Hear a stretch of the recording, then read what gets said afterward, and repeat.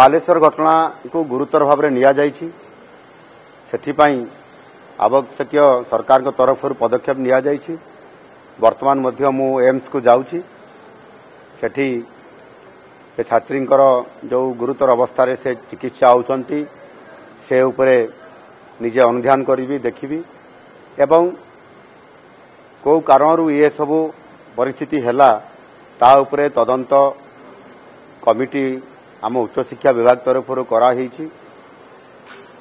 Report तुरंत आसीबो एवं ता उपरे निश्चित भाव में कार्यानुष्ठान नियाजिबो। आगामी दिन में मध्य ये जो घटना घटी ताहा उपरे सरकार तीक्ष्ण नजर रहिबो जे भविष्य में विभिन्न कॉलेज मानकरे प्रतिष्ठान मानकरे टेक्निकल कॉलेज हो किंबा जनरल कॉलेज हो जोटी तो साधारण भाव में कोठी रैगिंग हुए कोठी सेक्सुअल हारासमेंट करा जाए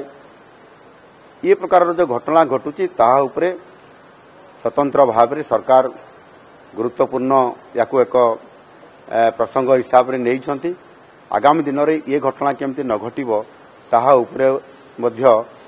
स्वतंत्र भाव में उच्च स्तरीय या उपरे तदंत करी आगुआ पदक्षेप केमती निया जाई पारिबो सेति सबु कॉलेज उपरे फोकस करा जाई पारिबो।